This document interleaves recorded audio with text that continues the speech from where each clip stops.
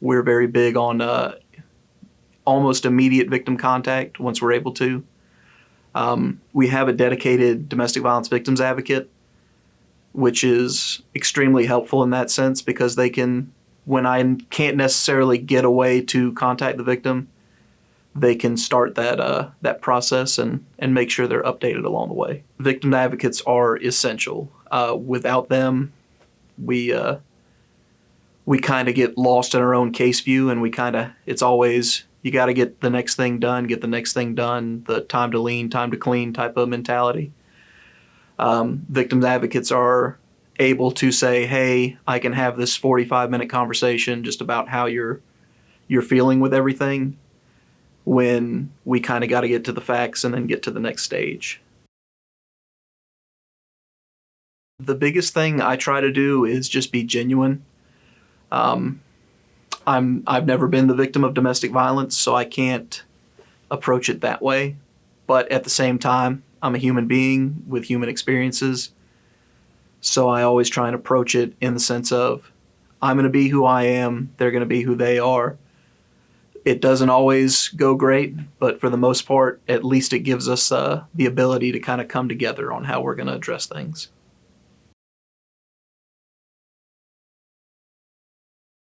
A domestic violence case, unlike a drug case or even a robbery or something like that, it's not over just because an arrest is made. Even if it's a heinous incident, there's a chance that victim will return to that suspect, and there's a lot of kind of having to follow in on the back end, making sure bond conditions are enforced, making sure we're in contact with the solicitor's office on the status of the case. There's no arrest was made, good job everyone, let's all go home. It's very much, you have to see it through, and you have to kind of avoid that compassion fatigue that comes along with, well, this is the third report in as many months, same victim. Okay, well, we still got to do what we got to do. We had a very heinous, I was originally called to the hospital by two deputies, and they kind of described it as the worst they'd ever seen. And, you never know if that's going to be the case, because sometimes it's someone's new, or sometimes they're being hyperbolic. They're trying to get you to get up at 3 o'clock in the morning to come see this, so they got to sell it. But even watching body camera back, I walked into the room, and this is what I do, and I still was like, okay. I didn't believe she was conscious until she started talking to me. Her face was that severely beaten. But we identified him. We got him in custody. He wound up giving a kind of a partial confession in the interview. And then that was step 1 of 30. We went, at one point, she helped him cut his ankle monitor, put him in the trunk of her car, and carried him to another state. At one point, we had to talk to her mother because we suspected that they were staying in a hotel in another jurisdiction. We essentially had to follow her around, and every once in a while she would come back in the fold, and then he would get a hold of her again. Ultimately, when we were able to kind of get with her and get her back right, and the day of the plea agreement, he went to prison, and she stood up and said that what he did was wrong, and I'd like to think that she's still doing well by that. Well, for starters, we try and look at alternative means to provide prosecutors with evidence in that case.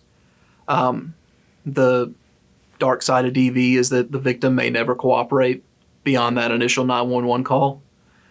So we look at hearsay exceptions, things we can do to get that evidence in the hands of prosecutors to empower them to be able to get the job done. And beyond that, it's about you can go back to your abuser, 10 times, and I'm not going to have you come to me the 11th and be like, well, you're the problem. At the end of the day, these things aren't supposed to happen.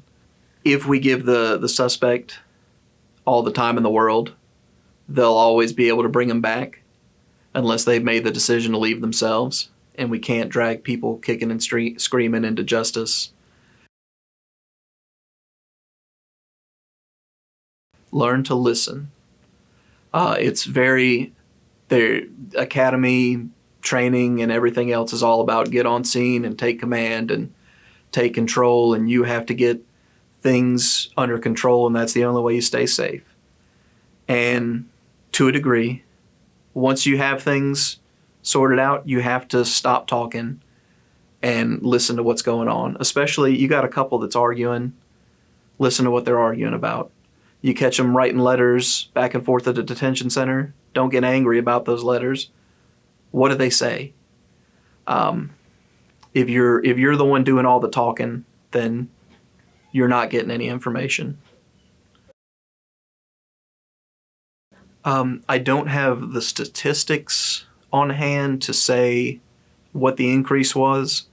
I just know that as property crimes and stuff declined because people were in their homes, the problem was people were in their homes with their abusers and with people who, while otherwise they had that 8-hour break of I'm at work, now they're there all day. And a lot of those ties got stressed, and we saw a significant uptick. I couldn't tell you the percentage, but a significant uptick. And with that, having the court backlogged was also another huge obstacle.